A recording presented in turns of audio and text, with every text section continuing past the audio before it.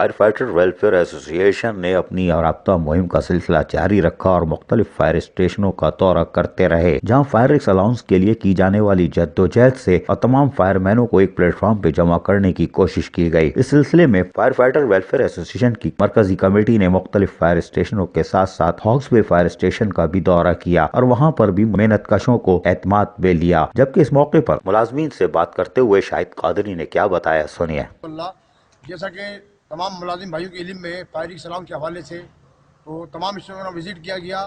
آج ہمارا وزٹ ہاکس پہ تھا اور اس کے بعد ہمارا بلدیہ ٹاؤن اسٹیشن رہ گیا ہے۔ پورے کراچی فائر بریگیڈ کے اسٹیشنوں کو ہم نے وزٹ کر لیا۔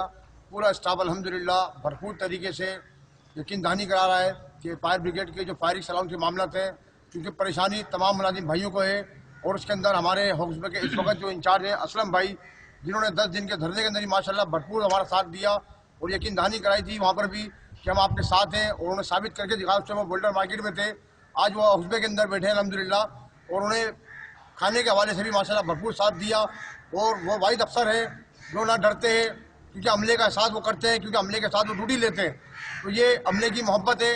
اس وقت ہاکس بے کے ماشاءاللہ یہ ہمارے لائف گارڈ جو بیچارے کسی بھی خطرے سے نپٹنے کے 24 گھنٹے تیار رہتے ہیں، اور یہ وہ عملہ ہے جو اپنی جانوں پہ کھیل کے لوگوں کی جانیں بچاتا ہے، اور یہ بیچارہ یہ بھی اسی کشتی کا سوار ہیں۔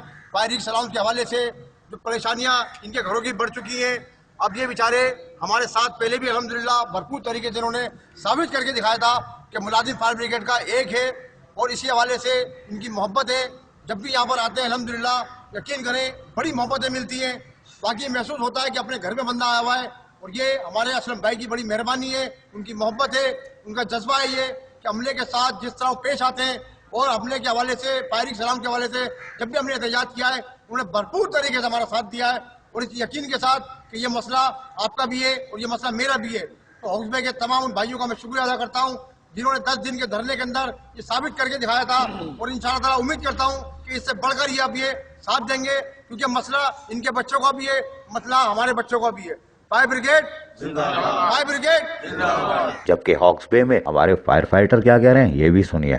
مرکزی کمیٹی جو ہے وہ ہمارے ہاکس بے ERC سینٹر میں آئی ہے، اوور ٹائم کے حوالے سے تمام اسٹیشنوں کے دورے کیے ہیں۔ آج ہمارے ہاکس بے ERC میں تشریف لائے ہیں اور ہم ان کو خوش آمدید کہتے ہیں، اور آئندہ کا جو بھی لائے عمل ہے جو یہ دیں گے تو تمام ہمارے اسٹاف کے ملازمین جو ہے ہم بھرپور یکجہتی کرتے ہیں ان سے، اور انشاءاللہ آنے والے وقت میں جیسا بھی یہ ہمارے مفاد کے لیے کام کر رہے ہیں، جس طریقے سے بھی یہ لائے عمل دیں گے، ہم ان کے شانہ بشانہ کھڑے ہیں۔ شکریہ۔ فائر بریگیڈ زندہ باد۔